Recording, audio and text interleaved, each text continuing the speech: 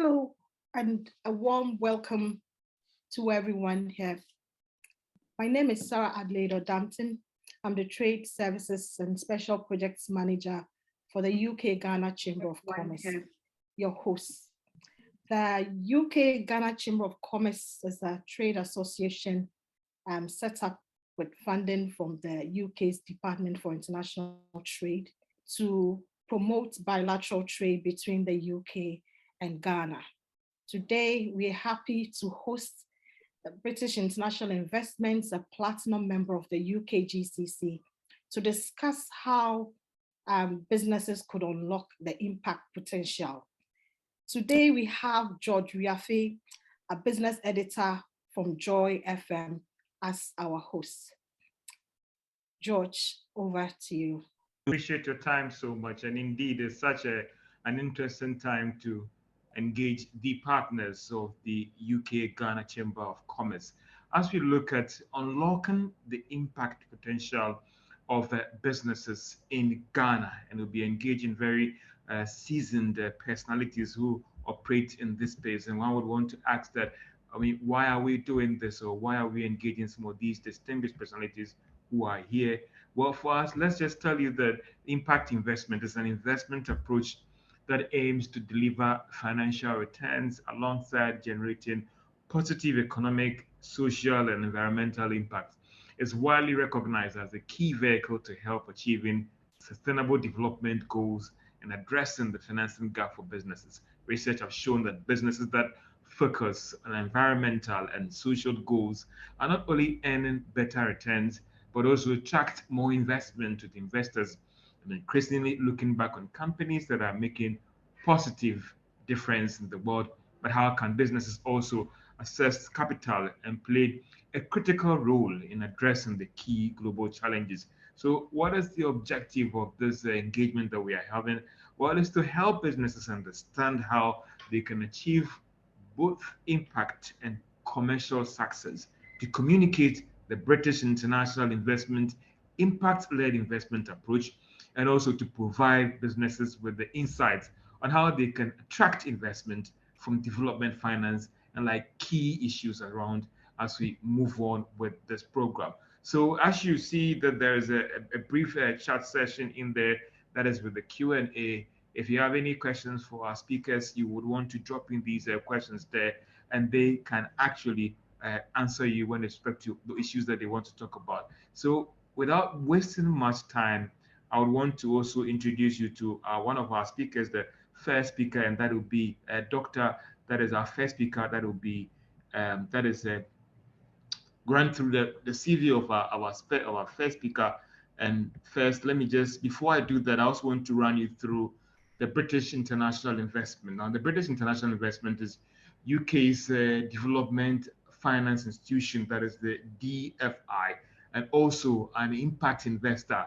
In April 2022, BRI changed its name formally to CDC Group. Now, backed by the UK government, is one of the world's first impact investors with almost 75 years of experience of successfully supporting. BRI helps to solve the biggest global development challenges by investing in patient, flexible capital to support private sector and growth as well as innovation. BRI invests to create productive, sustainable, and inclusive economic outcomes for that need of its capital at most, with 2.5 billion pounds available to invest in each year into businesses across Africa, Asia, the Caribbean. BI offers companies and partnerships with purpose. Today, BI has a portfolio of $4.5 billion and invests in over 700 businesses in Africa and including Ghana. You can visit www.bi.co.uk for more information on this company as you go on. And let me try to introduce our first speaker. He's Kobna Asante Poku. And let me just run through something little about our speaker, a very distinguished personality in this area of operation in terms of what he has done. Now, Kobna joined the British International Investment in February this year as part of its goal to amplify the organization's presence in West Africa and strengthen its reach across the continent. As corporate director, Kobna leads the institution on-ground operations in Ghana, working to manage and strengthen the firm's portfolio and to organize new investment opportunities. He also works to deepen partnership between Britain and Ghana and build relations with key government stakeholders, local private sector business and entrepreneurs, and several key stakeholders across the country.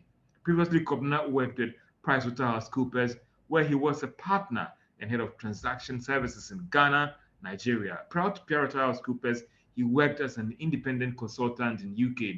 Kobna started his career in Liver, Ghana. Kobna holds a master's in finance management from Kingsfield University School of Management and a CFA chartered holder.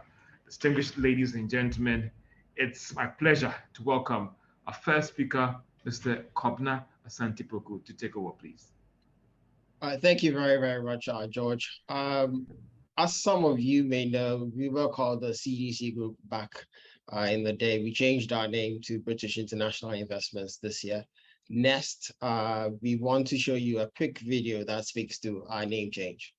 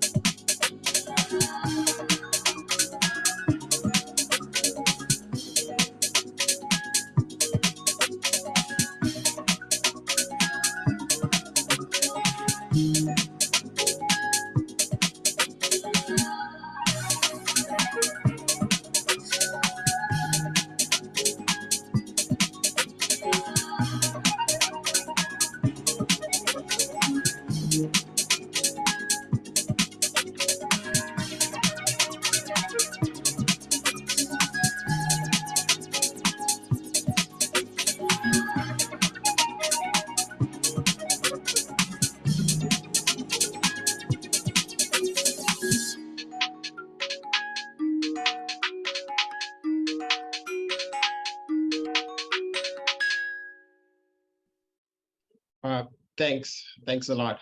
As George mentioned, we are the UK's development finance institution. We're a key part of the UK's new economic partnership to build back better. BII's involvement recognizes that impact investment, that's capital dedicated to positive economic, environmental, and social change, is a vital way we can support our partners.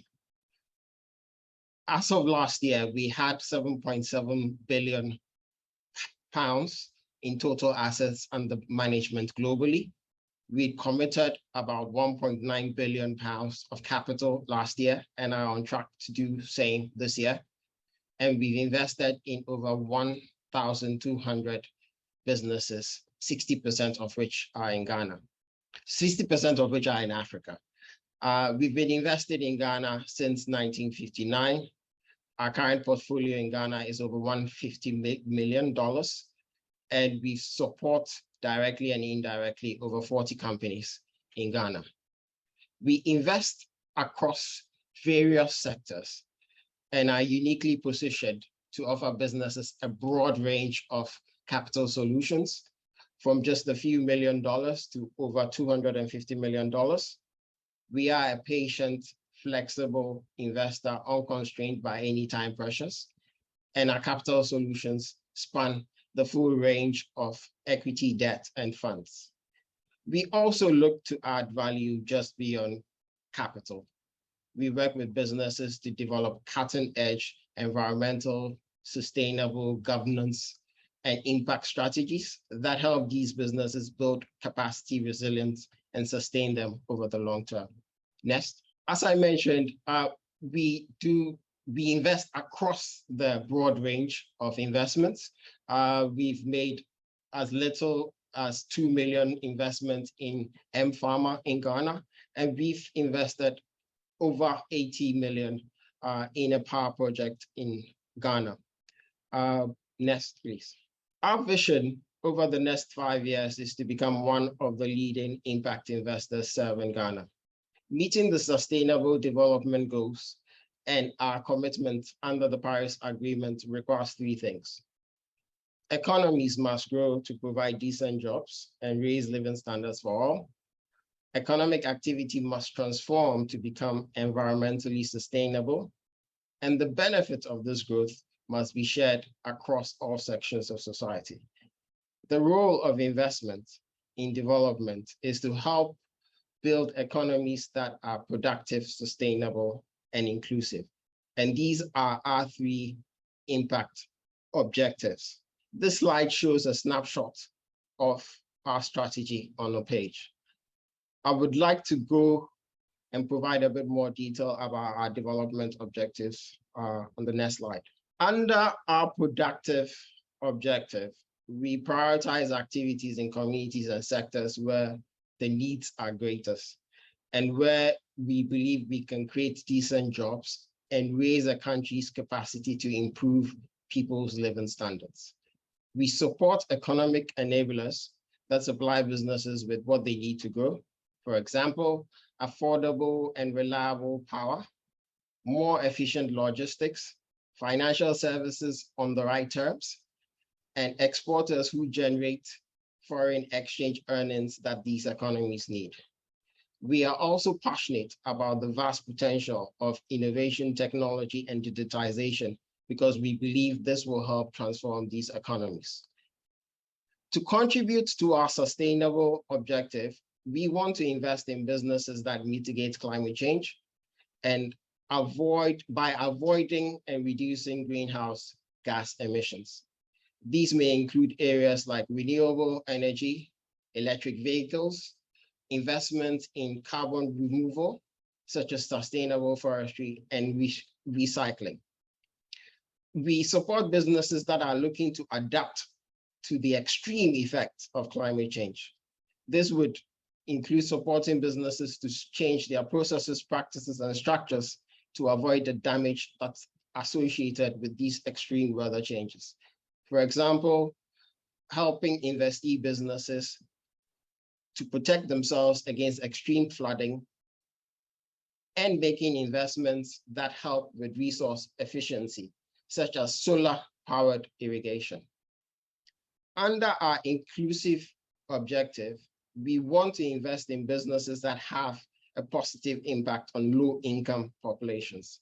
In doing so, we will consider the proportion of workers, suppliers, and customers that live below the $5.50 per day poverty line.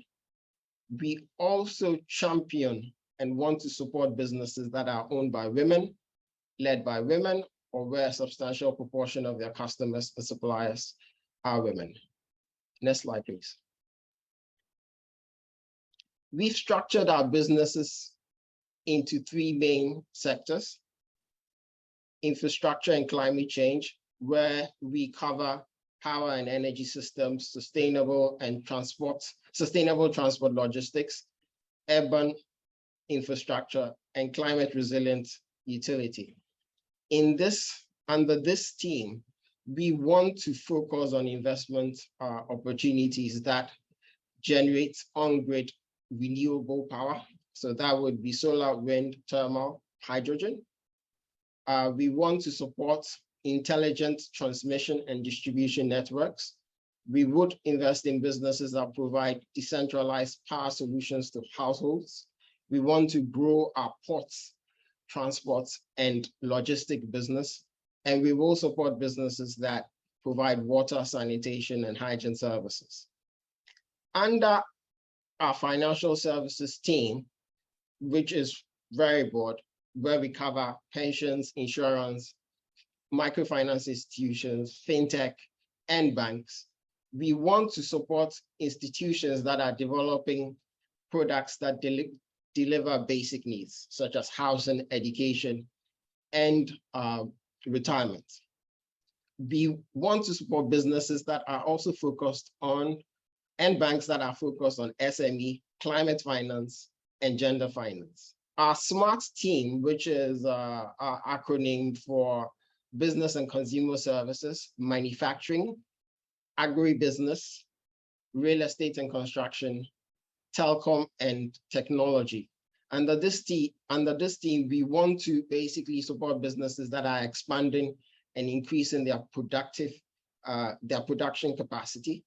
We want to support businesses that provide food security and conservation, businesses that provide education for employment and skill development, and healthcare solutions as well. What do we look for in an investment? When sponsors come to us, we want to assess whether their business falls within the sector, our sector, and geographic mandate. Are they going to deliver productive, sustainable, inclusive impact? Is the business commercially viable? And are they going to meet our ESG standards and business integrity standards? We have a very, very clear measure of success as an institution. We've got an impact score that's derived from our strategic objectives, which are productive, sustainable, and inclusive. And we've got a financial return that we aim for at a portfolio level. To conclude, we have put productive investments, climate finance, and inclusive finance at the heart of what we do at BII. And we hope to remain a global leader and innovator in the field of achieving impact at a scale. The scale of global development may seem daunting, especially in these times, but impact investments would help. Thanks. Back to you, George. A very, very, very interesting and thought-provoking presentation that gives us insight into your workings as well. And I appreciate it so much. And I believe that when we talk about the British International Investment, I believe that now we all understand, and if there's any business out there that is so much interested that they want to attend to your end, I think that everything has been made to us clear right now. Well, earlier in the presentation or introduction, there was another critical institution that I didn't tell you about, a critical partner, that is Farm Access and Medical Credit Fund. And I want to use the opportunity to also just a little briefing to all our participants that are on this webinar put together by the British International Investment and UK GCC, a very platinum member of the UK GCC. Now, what is Farm Access and Medical Credit Fund? Now, the focus of the Farm Access and Credit work is in aligning partners and stakeholders to connect more to better healthcare through the power of data analytics, data innovation, and mobile technology. The Medical Credit Fund, that is MCF, was launched in 2009 by Farm Access, a Dutch NGO, with the mission to provide credit to private healthcare sector in Africa to increase and improve the quality, scale, efficiency, and ability to serve the whole ride of patients. Now, MCF is only debt fund fully dedicated to Africa health sector to solve the financing gaps in healthcare in SMEs in the region. Now, MCF 2 qualifies under the 2 challenge, that is to funding that will access to capital for gender smart healthcare businesses and to help increase healthcare services for female patients. Now, BII backed this MCF fund in October 2017, providing a 10 million long-term loan, helping MCF to achieve close to $45 million.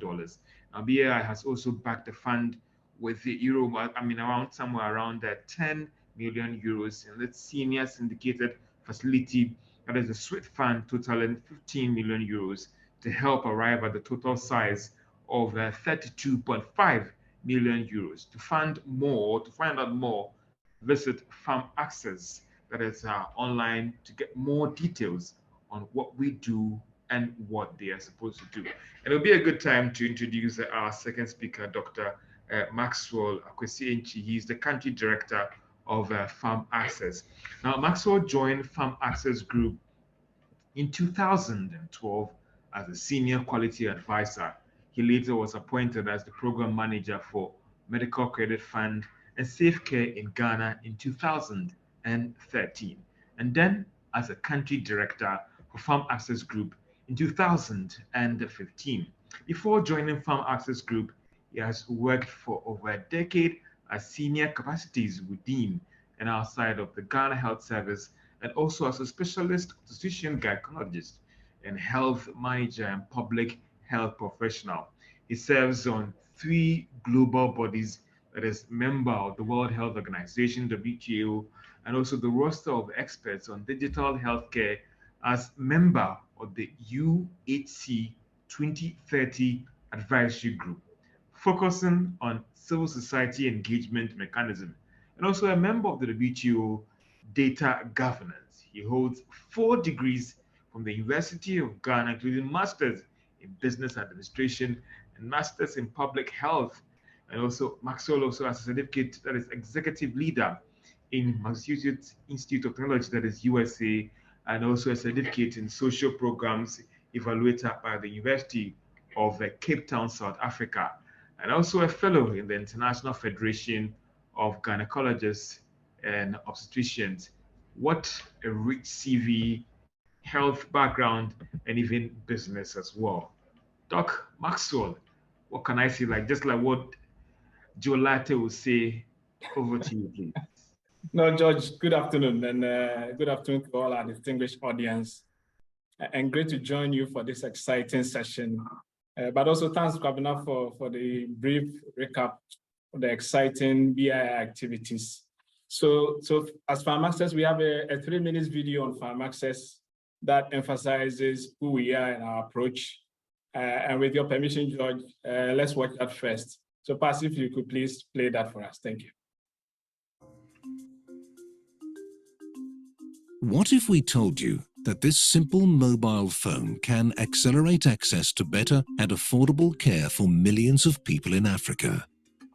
Meet Angela, a single mother making a small living as a hairdresser.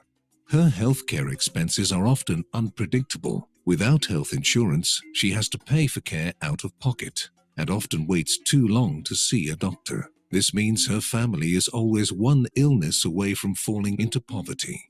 At the same time, quality of care is often poor. Many clinics can't qualify for a bank loan and have no way to invest in quality improvement. And if quality is bad, why would Angela prepay for insurance?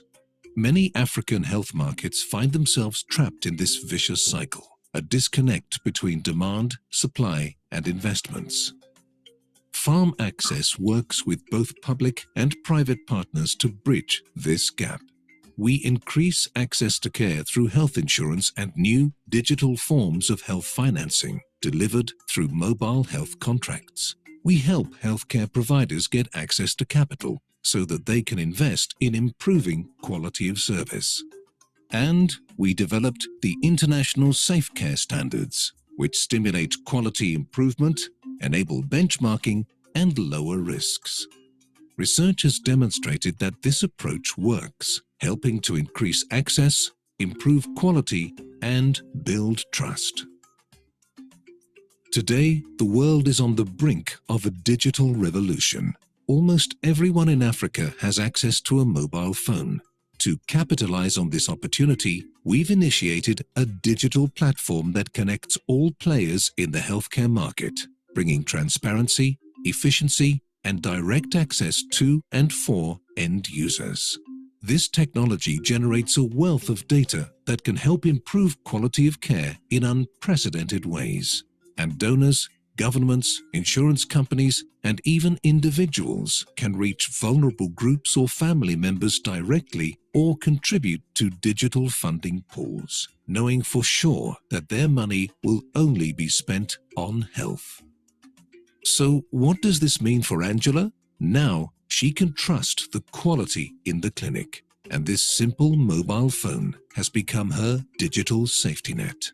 Where trust and technology meet, we know our dream of access to better care is doable for Angela and for millions of people like her.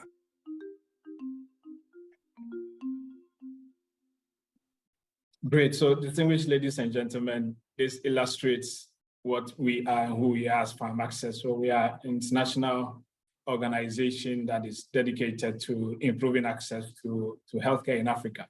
And we focus really on how we can leverage the power of technology and mobile innovations, and also work with both the public and private sector to improve not only the demand side of health, but also the supply side.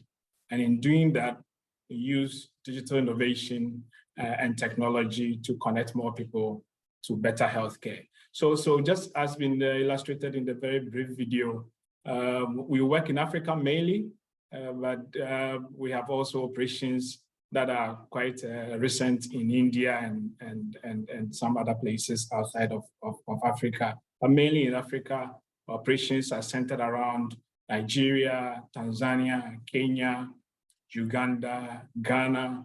We have had some operations also in Liberia and Sierra Leone. So critically for our discussion today, the Medical Credit Fund was set up by PharmAccess in the year 2009. I think George mentioned that earlier. But in Ghana, we started operations in 2011, and it's set up as the first and only debt fund that is really dedicated to providing loans to health SMEs in Africa. And we always say we are not for profit, but we are quick to add that we are also not for loss.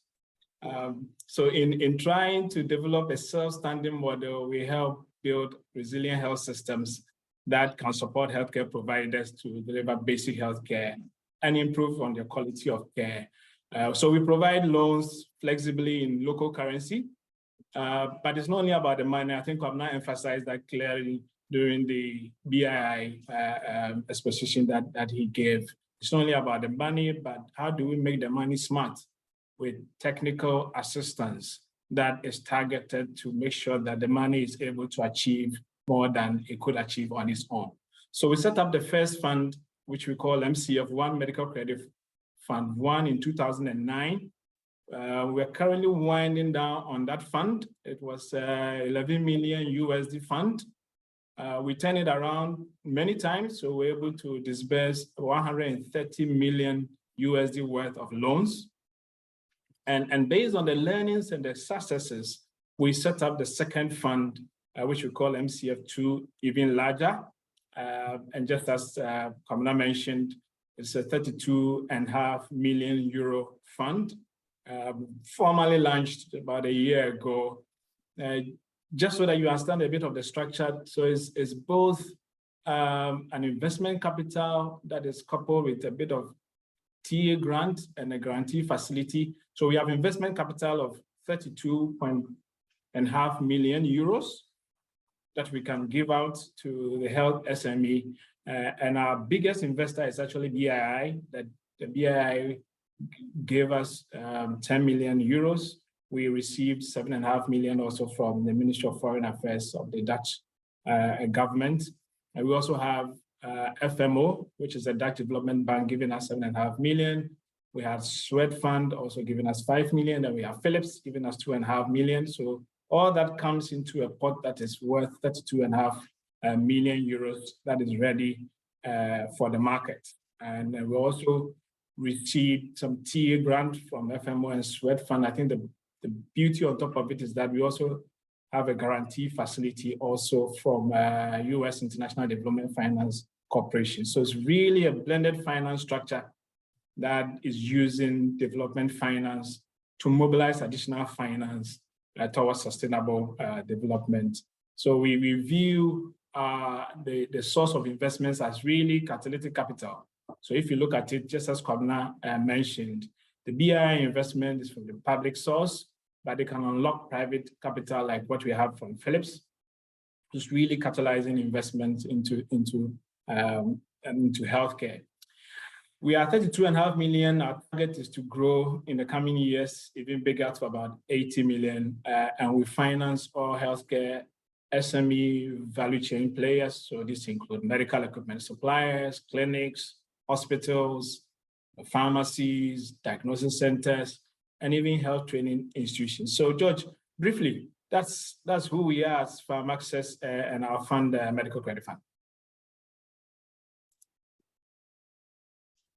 I say that indeed an interesting presentation, of course, and respect to the work you've done and the work that you continue to do as well. And for those who've just joined us, this is indeed the British investment, that is international investment webinar put together jointly by the UK Ghana Chamber of Commerce, as we look at basically unlocking the impact potential of businesses in Ghana. I remember that you can send your questions, also follow the UK GCC on all the various social media platforms. And if you have any question that you want to ask my distinguished panel that is here, that is Kwabena Asante-Poku and Dr. Maxwell Enchi, of course, the chat box is there. You can drop in your questions and first identify yourself and where you're coming from and who you want to answer your question in terms of any funding issues and what BII is doing in Ghana and all those things. So don't forget to do that. And I'll gladly read the questions out to these distinguished panels who are helping us understand the great work that you're doing in Ghana and in other regions in Africa as well. So I wouldn't waste much time. I want to move to our panel discussion and questions as well, which basically we want to look at the general investment landscape in Ghana and Africa. How are they expanding the role when it comes to impact investment? And that's something that I'm very interested in. I mean, we've had monies being moved around and all the rest, but how are we ensuring that those funds that are coming in are getting the right result for us? And also British international investment approach to impact investment and how it partners with businesses and corporate organizations in Ghana to unlock their impact, and how Farm Access End is creating impact in Ghana as well. So let me first start with Dr. Enchi about you are telling us more about this medical credit funded and what it does as well. Thank you. So I think, one of the critical things we should always avoid is to be a solution looking for a problem. So, Kwabena mentioned the detailed work that needs to be done and the KPIs that need to be tracked. I think for us to really have the impact that you just mentioned, and we must know what are the market and financing gaps and why are we doing what we are doing. And you will be amazed at the staggering financing gap we have specifically in Africa and the impact on health.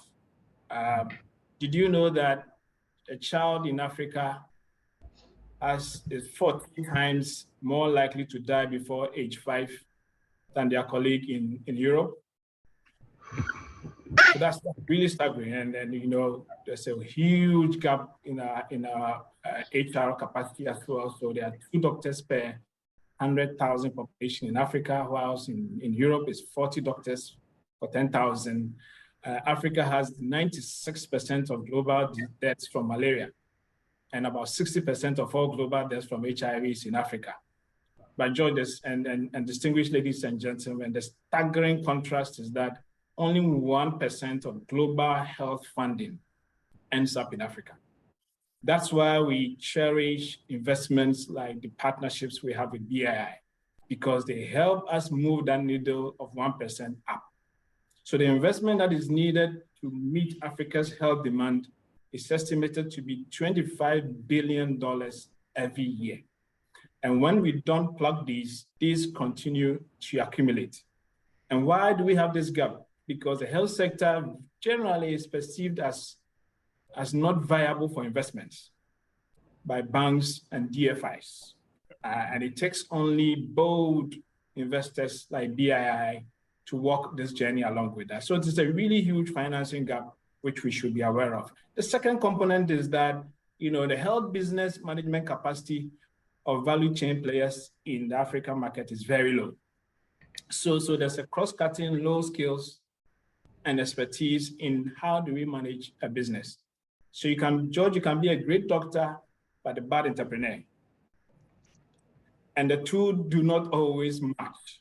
And sometimes you come across health, governance, and management systems that are so weak that it's so difficult to put in any investment at all. Most health SMEs are running without a business plan. So they're running to deliver a social good, but there's no sustainable business model behind it. And one of the key challenges you would have around the management capacity is that health investment decision-making for these entrepreneurs sometimes are not based on data. Sometimes even their books and accounting practices are nothing to write home about. So not only is the funding not coming in, even the little that comes in finds it difficult to have a destination. The last bit I would add about the challenge and why we are all trying to solve this is the quality gap. Did you know that more people die due to poor quality healthcare than those who die due to no access? And this is really staggering. So actually, more people die due to poor quality healthcare than those who die because they could not have access. So it is not enough to have a hospital. It is better to have a hospital that provides at least the basic minimum care that guarantees that the one who walks into the hospital at least walks out better than he or she walked in.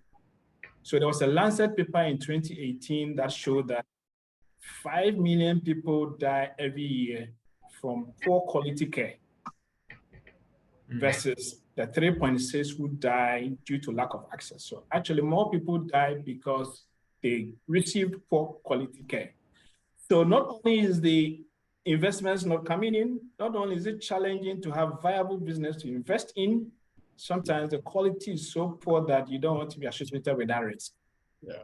And that is why the importance of partners like BII and Medical Credit Fund becomes so critical as to how we can address these gaps. And Kwabena did mention some of how we should address these gaps.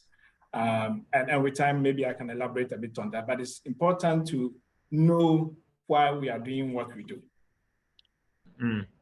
Kwabena, thank you for that insight. Then there's one bit that you said that got me quite excited about the, yes, good medical practitioner, but bad entrepreneur. And I believe that engagement like these with the British International Investment offers all of us a great opportunity to tap these skills and how we should go about our whole investment and all those things. If you've just joined this webinar that is put together by the British International Investment on unlocking impact of potential of businesses in Ghana, we are engaging these experts from MCF and also the British International Investment on how we can access or unlock that impact of potential of businesses in Ghana. You just said Dr. Nchi and also Kwabena Sentipoku is with the British International Investment. Let me get back to my questions, and also to remind you that you can put in your questions in the Q&A box to the specific person that you want to answer your question for you, and I'll be glad to. I'll be getting that because I've seen the questions already building up there. I'll promise you to relay them to our guests and our panelists there for them to answer those questions for you as well. Kwabena, I think this one is for you. And help me out. I mean, how do you understand the market and the financing gap with respect to providing credit for SMEs in Africa? Ghana and I think most countries in Africa are largely SMEs. About over 90% of companies in Ghana are classified as SMEs, i.e. companies that have turnover of less than $15 million. And as you can imagine, that's practically everybody. It's a very, very large gap. These are the businesses that actually create jobs and improve living standards. And we as BII have been trying to reach these businesses by investing in funds like Farm Access Micro Fund. We've also invested in other venture funds like Nova Star Venture. We are investing in Cardinal Stone, who all of these are funds that look at Ghana and are willing to deploy capital of around 250,000 to up to $5 million to businesses in Ghana. We're also looking at banks, lending to banks, and basically asking them to focus on SMEs. So this is how we as BII are trying to bridge that gap. That gap is very large. We understand the economic importance of sort of bridging that gap because it helps create jobs in our economy. Yeah, yeah. Thank you so much for that. I'm going to get back to you again because it looks like there's still more questions for you in that area. Why Sure. is impact important for you, and how do we create and measure this at your end that British international investment when it comes to this impact investment and all those things? Is it a cliche or it's more, listen, it's a reality because that is how No, we support businesses out there. yeah, it's not a cliche. It's at the very, very core of what we do. When we speak to investors and sponsors and businesses, the first question we are asking is, what impact are you delivering? We want to hear your impact story. We want to see how you are delivering productive, sustainable, inclusive impact. We want to see you link all of these things to the Sustainable Development Goals. And typically for us, pre-investment, we would try to understand what impact are you trying to create as a business or as an investee company? Is it new jobs? Is it reducing greenhouse gases? Is it supporting the economic empowerment of women? Second thing we would look at is how would our investment basically contribute to that impact? Would our capital be used to fund, say, a factory expansion that leads to more jobs, or build solar plants that leads to the reduction of greenhouse gases? Third thing we would look at is who's benefiting from this? Who are the stakeholders who would benefit from our investments? Is it your employees, suppliers, customers? What are their locations? Is it the north, south of Ghana? And what's their socioeconomic background? So income levels and gender are also quite important to us. The fourth thing we typically look at is how much is this impact, that this future impact you intend to deliver? Can we easily measure it? And is it over what time period would this impact be felt? The fifth thing we look at is what we consider is our additional contribution. So there are certain situations where there are other sources of funds that could provide that same level of impact.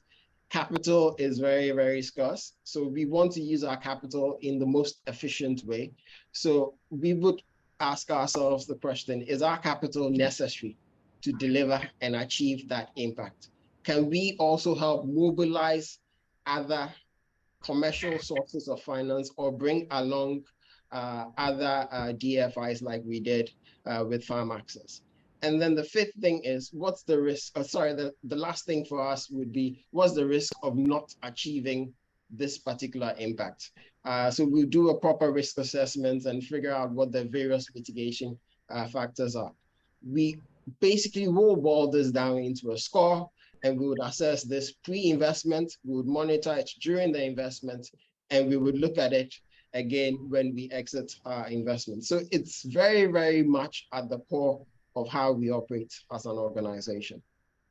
We still have lots of questions before I get back to Doc. Sure. I mean, as an impact investor, what are some of the challenges you face in identifying businesses to provide capital? Is it really a headache for you, or the boxes are there? If a George Yafe business is able to meet all the conditions for the box that you're taking, I would automatically get access to that fund. Yeah, I mean, I'm sure it's fairly clear to you that investment is building a partnership and a relationship. And doing that actually takes a lot of time. So it takes time to find the right partners who are aligned with our mandate. Typically, the next hurdle would be, is that partner investor ready? So do they have the appropriate financial and non-financial information that would help us assess their historical performance and future prospects of that particular business? Do they meet BI's business integrity and ESG standards? That's typically quite an issue sometimes. Is that sponsor capable and willing to address any gaps that we have identified? And then obviously, can we actually agree pricing or valuation for our investment?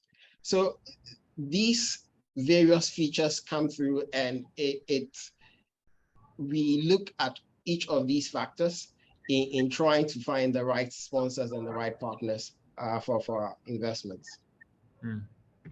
Kobna, I would still not let you go. Once an investment is made, how do you support the business to maximize the impact potential alongside the commercial growth?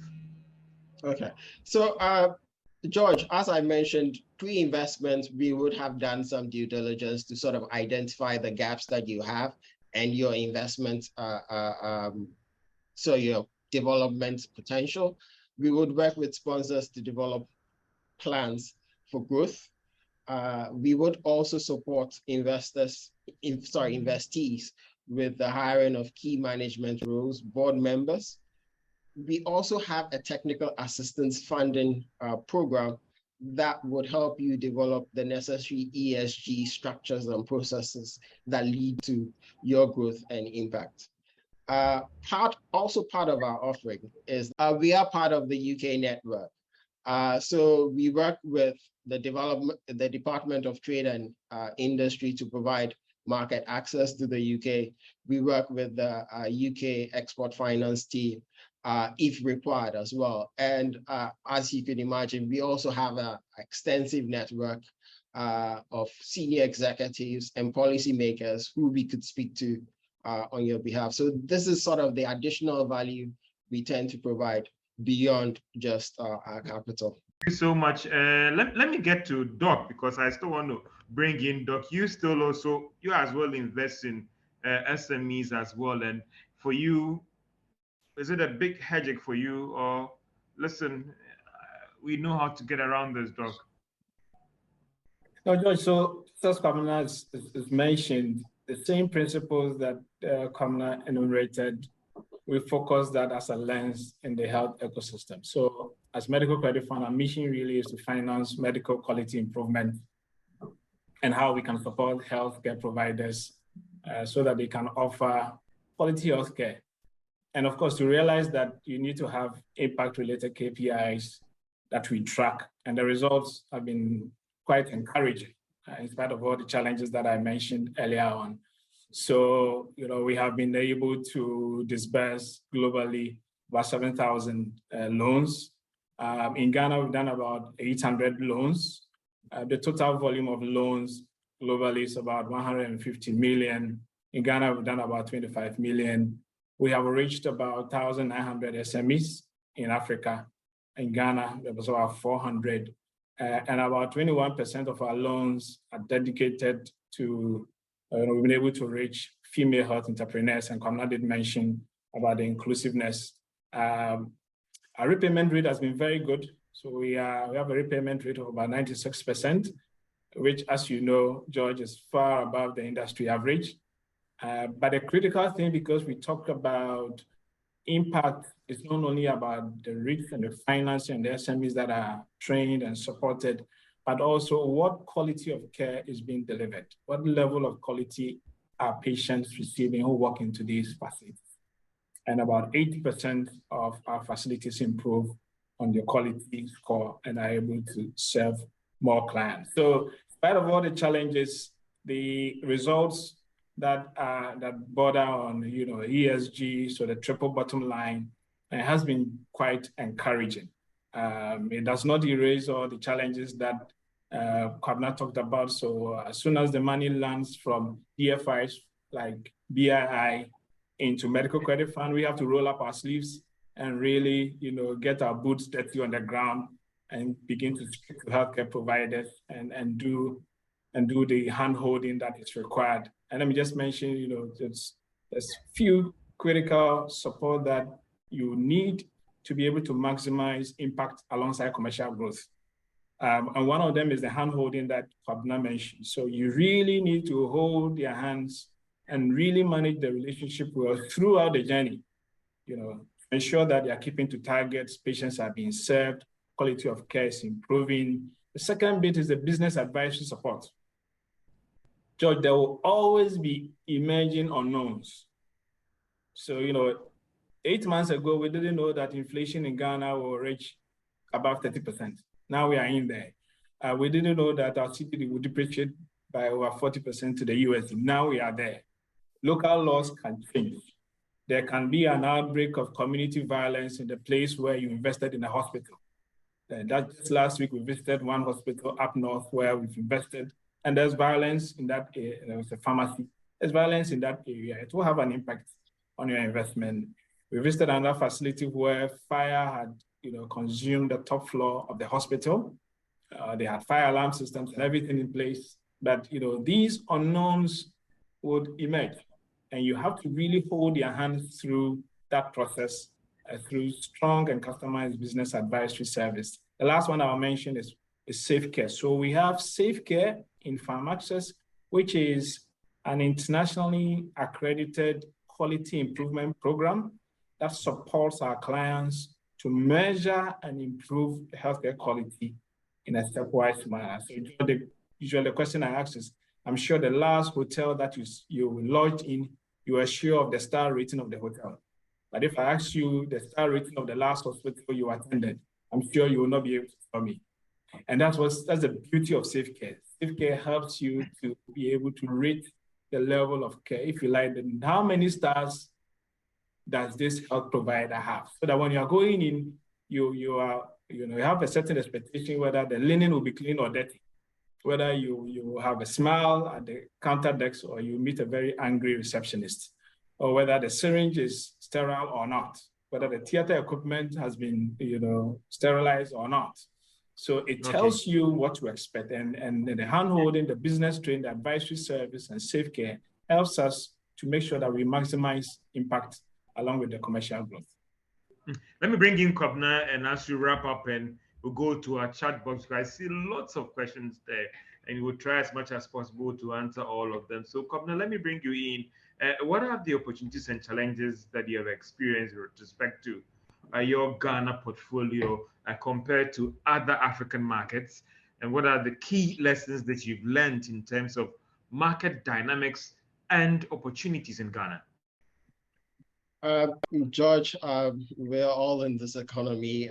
It's very clear that we're in a very tough, volatile environment, high inflation, currency depreciation, not so great infrastructure. And all of this basically affects how businesses perform and how consumers' living standards are living standards as well.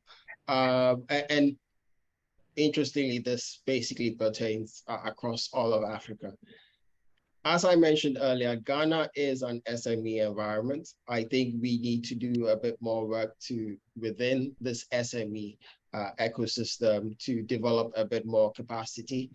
Maxwell talked about the business advisory services, but also I think we need to work harder to mobilize capital that addresses that funding gap for SMEs. And BII is seriously thinking about that at the moment, and we hope to come up with a solution sometime soon.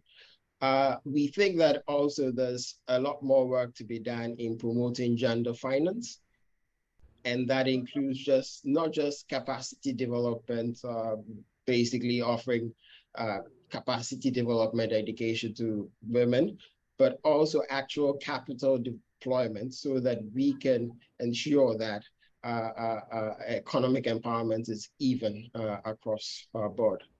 We see quite a lot of opportunities in sort of diversifying our power base. There's still opportunities we see on solar, wind, and renewable energy.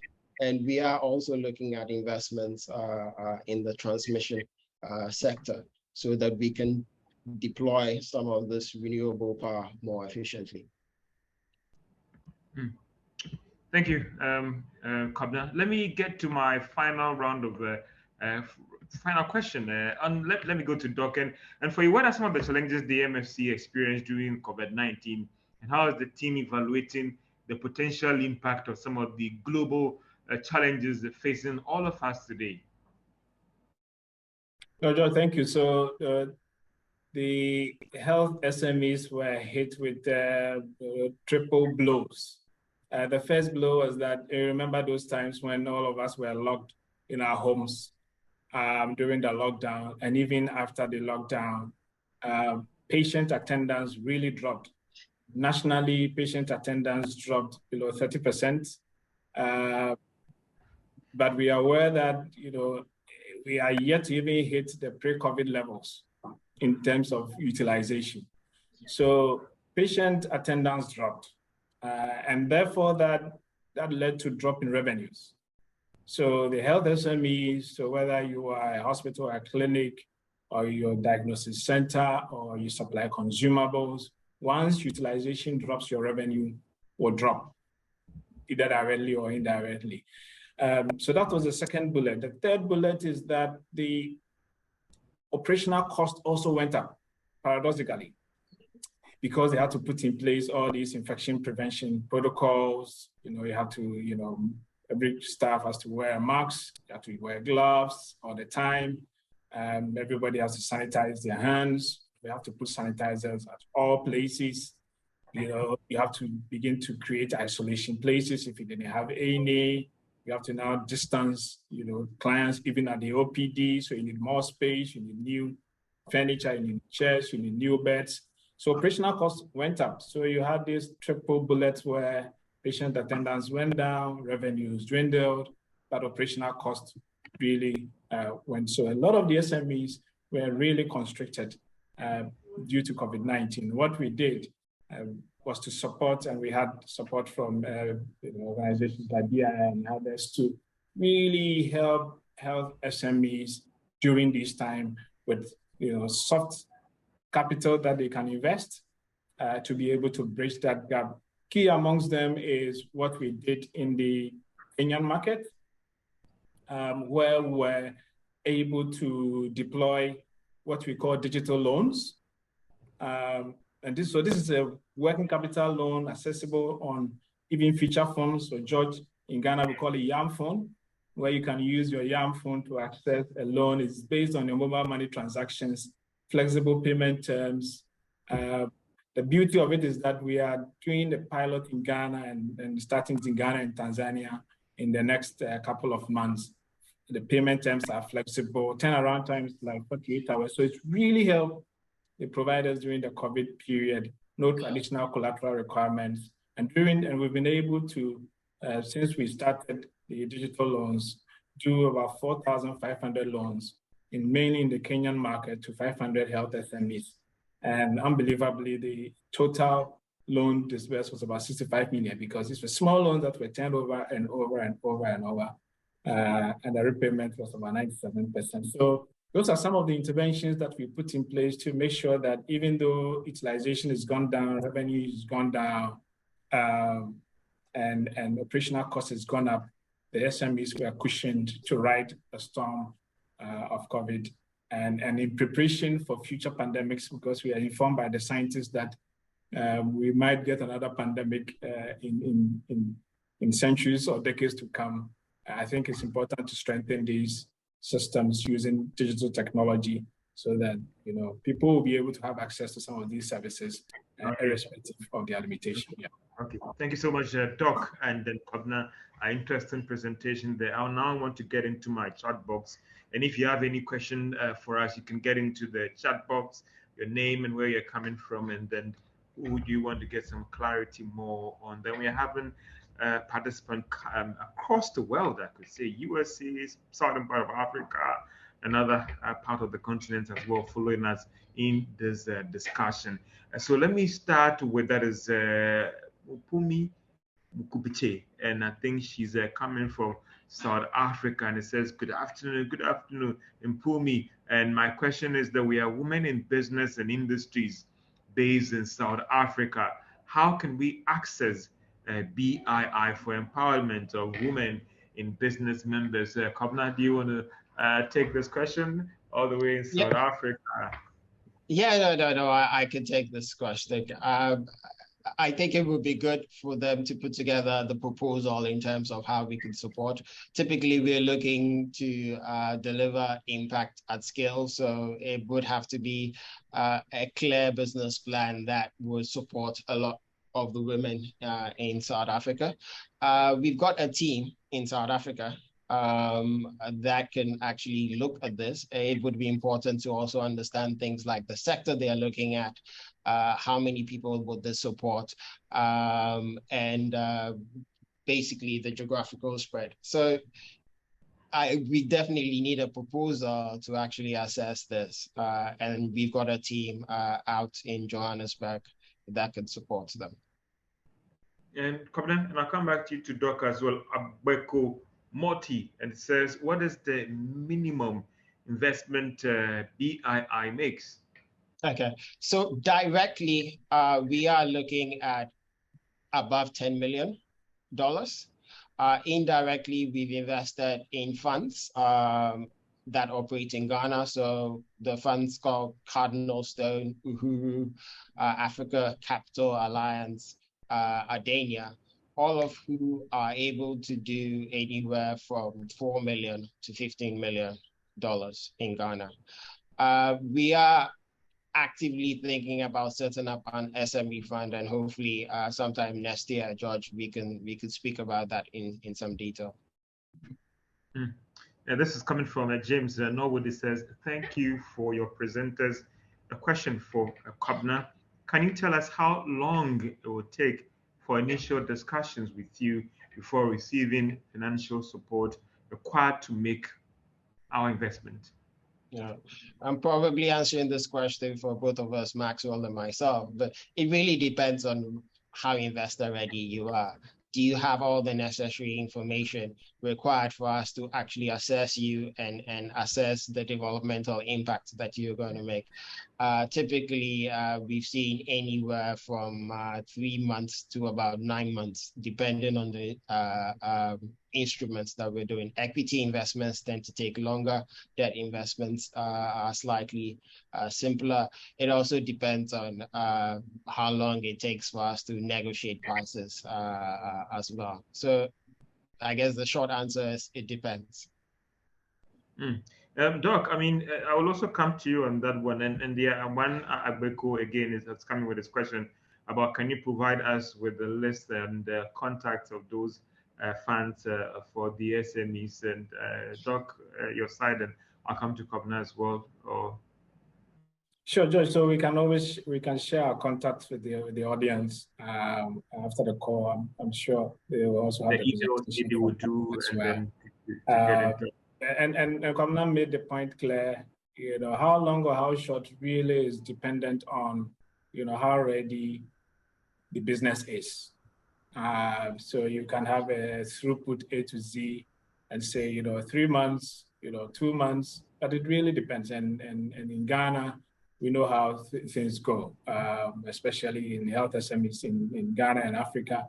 You need to make sure your financial statements are in place, especially if you're doing a big ticket. But for us, we have 2 products. We have the direct lending product, where we can give as low as 50,000 euros, and then as high as 2.5 million euros in local currency mainly. And then I mentioned about the digital loans, where we can do as low as 5,000 euros up to about 100,000 euros in local currency. Quick turnaround times, if everything is in place for the digital loans, we aim at 48 hours. For the direct lending, and that's what Kobina mentioned, it really depends on how business ready the entity is. And then if everything is ready and everything is good, we anticipate that between 2 to 3 months, this should be done. This is coming from Jack Ajete, and it says, good afternoon, Ajete. This is Jack Ajete from Reliance Fidelity Insurance Group in UK. Now, one of the area of some of our consultancy services is around sustainability of ESG and ES impact assessment. We now are working with the DIT to connect with clients in sub-Saharan Africa. I would like to know what is the main challenges from an E and S impact assessment perspective, and if this is a barrier to investment approval process from the BII and Consumer Farmer Access perspective. So, Doc, let you first answer this question, and I'll go to some complementary answer as well from Kobna. Doc. Thank you. So for all our investments, we do a due diligence, including ESG. I think the critical thing is that you are able to discover risks that otherwise you wouldn't have.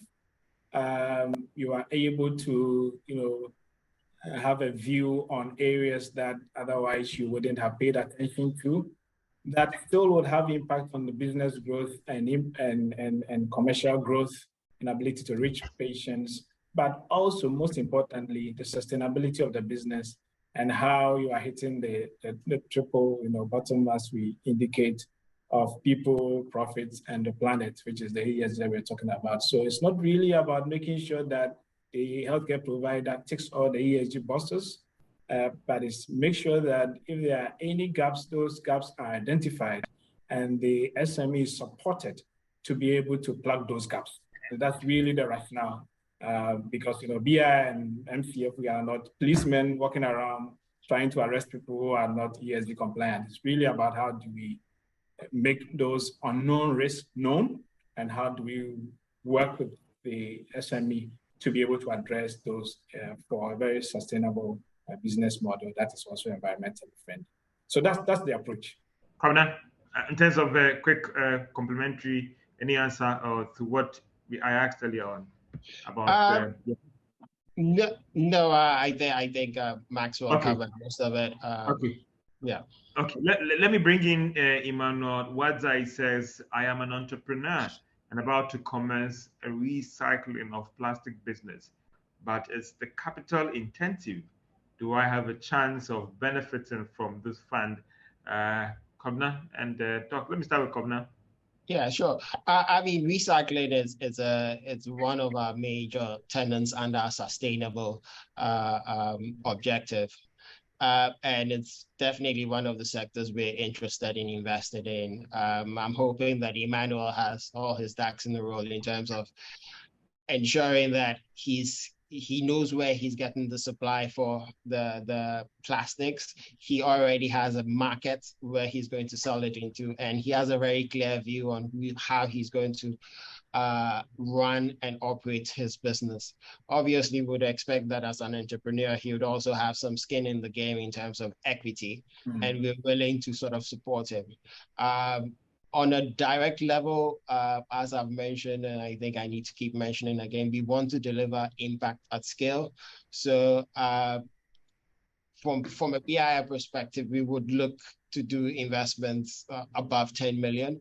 But there are other funds that we've invested in that can do much, much lower, or we've also invested in banks, and we put money in banks where we basically ask them to direct money to this sector as well. Thank you very much, Kobna, for that question. There's one from David, is that at what level of returns do you look to form an investment on behalf of your own shareholders? Let me bring in Maxwell. For you, what is the level of returns you look before you look at investing in someone's business? Thank you. So first is that, as I indicated, we are not for profit. So we are not in existence to make ourselves merchants of Venice, as we have mentioned centuries ago. But we are also not for loss. The value of the portfolio must be preserved, so that I indicated that MCF1 was 11 million. We're able to leverage that and disburse it, up to 130 million USD. And so if the money does not come back, or if it comes back in the lower value, then actually we are kind of cannibalizing ourselves. So we are not for profit, we are not for loss. The second criteria we use is that we don't undercut the market. So we are not here to drive banks out of business. We are here to complement the money that is already in the system. So we don't call ourselves people who have come to town for the Christmas with a big basket of dollars, to throw money around. No, we don't offer cheap loans.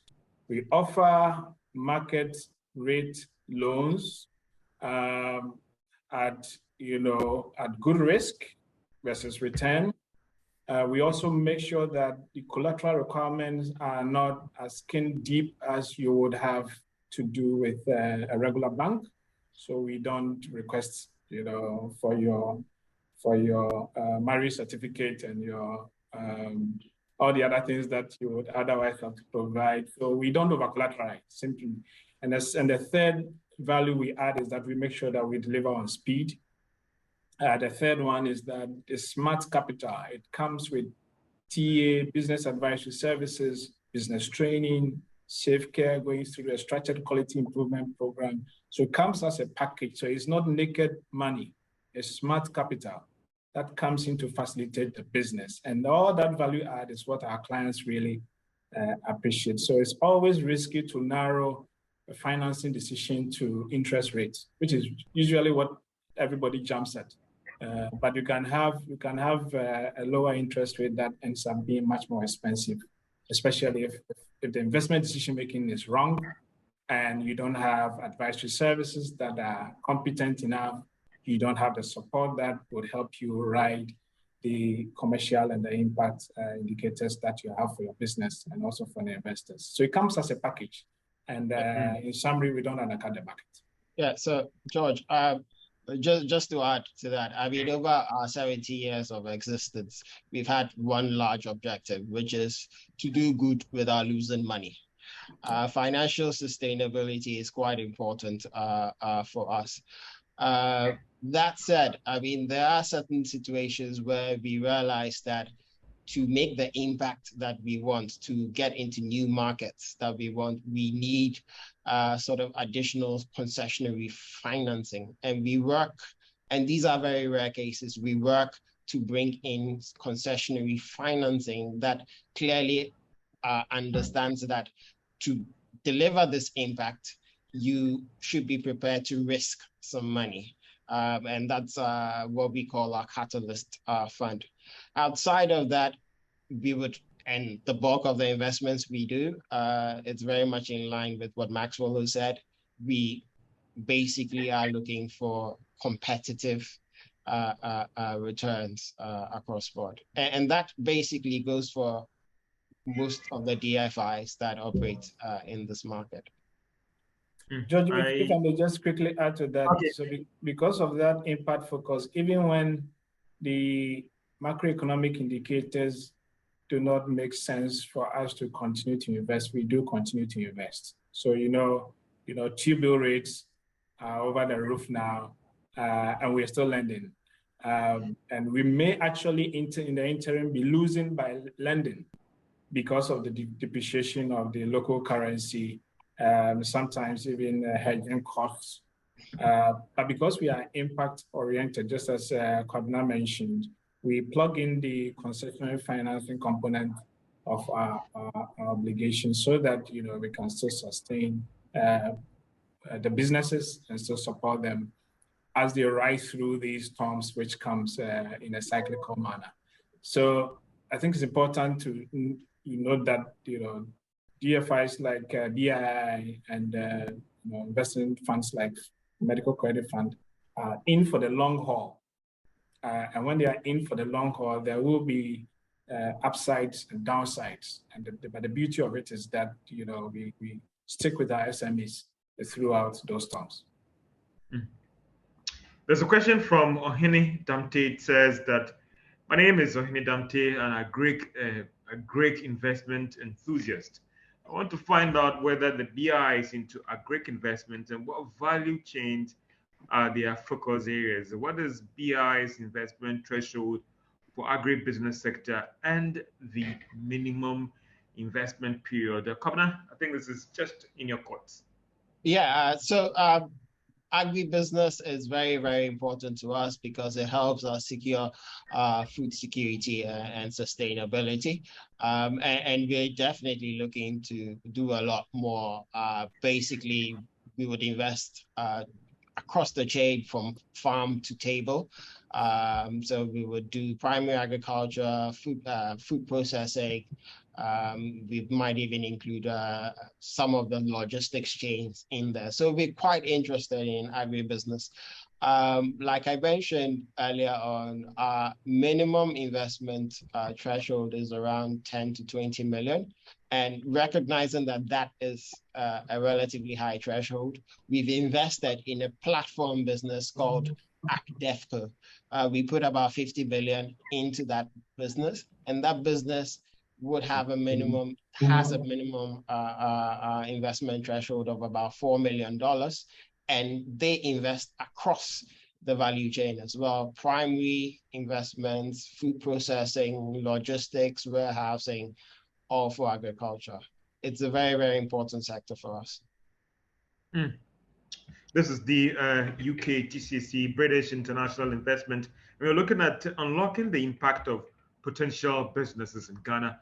Dr. Nchi and Kobna Poku are doing justice to all your concerns. And you remember that you can drop your questions in the chat box and where you're coming from, and I'll gladly relay this question to our distinguished personalities who are joining us in this webinar. We have Lordy EM, and it was just a flip there.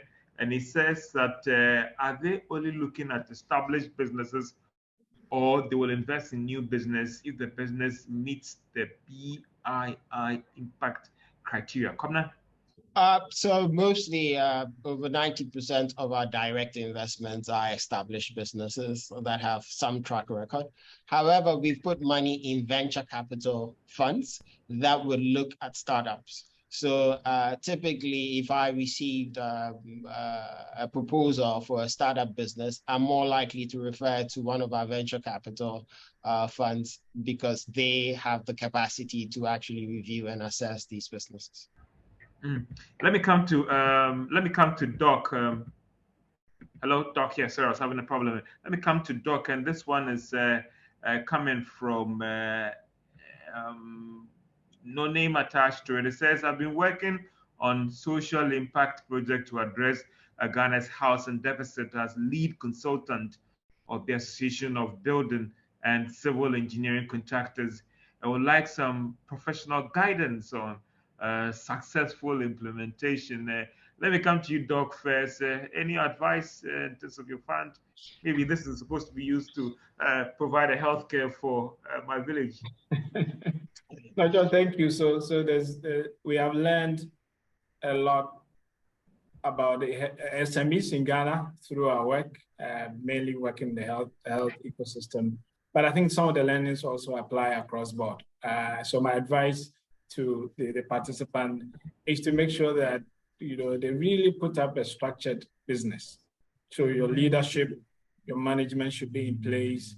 Avoid mixing business with private transactions.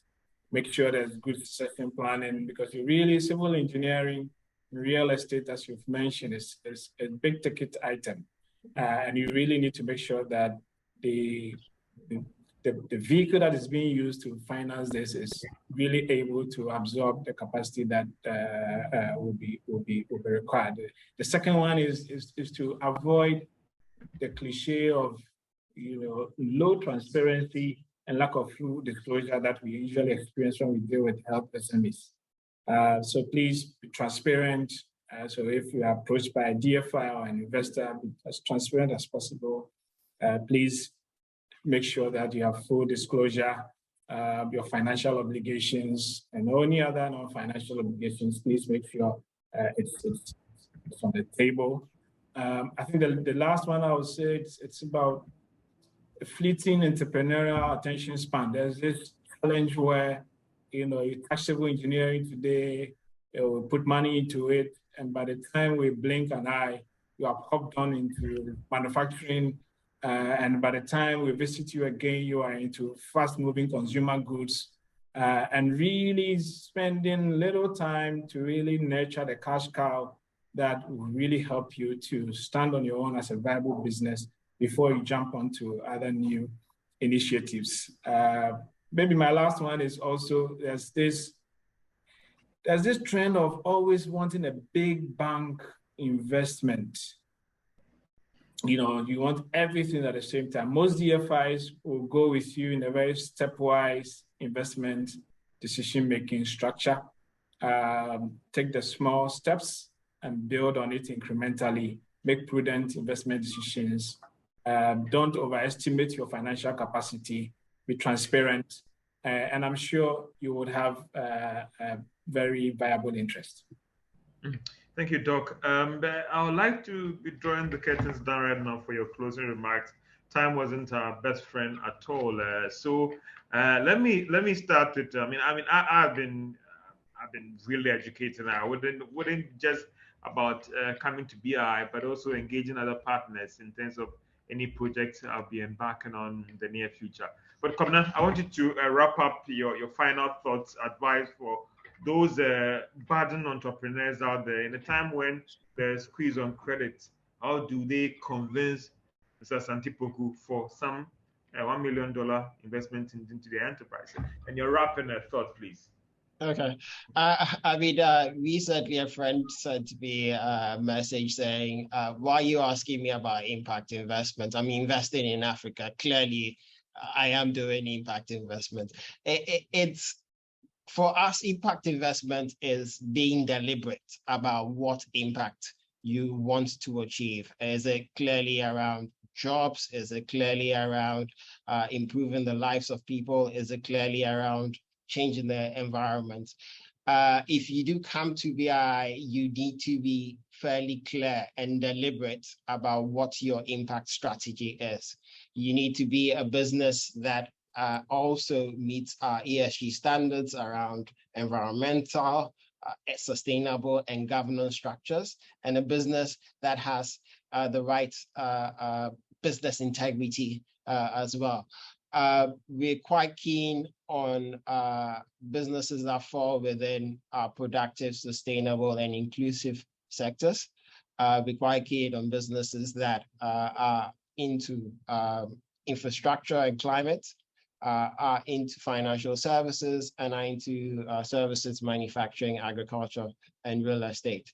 And we're looking to do a lot more in Ghana, despite the macroeconomic challenges that we face. We are a long-term investor, and we've invested through various economic cycles over the last 70 years. Doc, your final thoughts to those budding entrepreneurs out there, businesses as well. Yeah. Joshua, thank you. So just to add to what Kobna just mentioned, our encouragement to the budding entrepreneurs is start right by being data-driven from the beginning. Right from the onset of your business, start using your own data for your own internal decision-making. So whether it's financial data, whether it's data relating to ESG, start making use of that data. If it helps you to be transparent, it helps you to be thorough, and it serves as a check on yourself. So that at the point where you have a DFI or an investor like Medical Credit Fund coming in, and you're already fully aware of where your situation is, where are your challenges, and there are very little unknowns about your business because you have the data.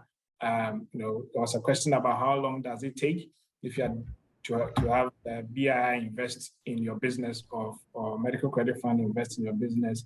If you start using your own data right from the onset, it shortens that process.